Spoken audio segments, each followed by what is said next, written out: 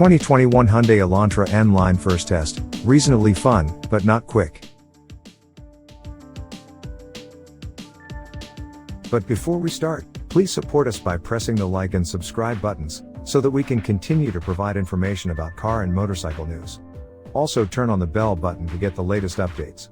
Your support means a lot to us. Thank you. Ever since our first drive of the Hyundai Elantra N-Line, we've been eager to get our hands on one for instrumented testing. The frisky 2022 Hyundai Elantra N-Line is now basically the automaker's answer to the new 2022 Honda Civic Si and Volkswagen's Jetta GLI, two cars we adore, and we wanted to see how it stacked up. Like its rivals, we already knew the Elantra N-Line is subjectively good fun to drive. We needed to see some objective numbers. And now that we've seen them, well, we kind of wish we hadn't. N-Line, the upgraded Hyundai Elantra. Let's start with a quick review of the hardware. The 2022 Hyundai Elantra N-Line is powered by Hyundai's 201 horsepower 1.6-liter turbo 4 engine. With 195 pounds-to-foot of torque, it just barely bests the new for 2022 Civic Si by 1 horsepower and 3 pounds-to-foot like the Jetta GLI. The Elantra N-Line offers both manual and automatic transmission options, the former a 6-speed and the latter a 7-speed dual clutch. Purists that we are, we brought the stick shift model in for testing. Compared to other Elantras, the N-Line features several upgrades including an independent rear suspension, larger brakes, stiffer suspension tuning, and standard fit summer performance tires. Unique front and rear bumpers, black mirror caps, and a small trunk spoiler further differentiate the N-Line from other Elantras, but the differences are so subtle as to be easily missed. If you're looking to fly under the radar, the Elantra N-Line is your car.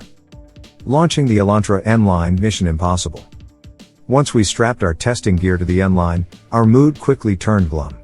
First, acceleration. At just less than 3,000 pounds, the Elantra N-Line made the run to 60 miles per hour in a decidedly unimpressive 8.6 seconds. For comparison, the 2022 Honda Civic Si made it to 60 in 7.1 seconds, which we complained was disappointingly slow, and the last GLI we tested, a 2019 automatic car, mechanically identical to the recently refreshed 2022 VW GLI, did it in 6.1. Here's the really embarrassing bit: the pedestrian Elantra Limited, with its 2.0-liter engine and CVT automatic, was quicker than the N-Line to 60, it made it in 8.4 seconds. Even the frugal Elantra Hybrid was only a tenth of a second behind the N-Line. We expected the Elantra N-Line to deliver a time closer to 7.0 seconds, so what went wrong? The clutch's engagement tuning seems set up to protect the drivetrain, drop the clutch, and the engine bogs. Slip the clutch, and the engine bogs.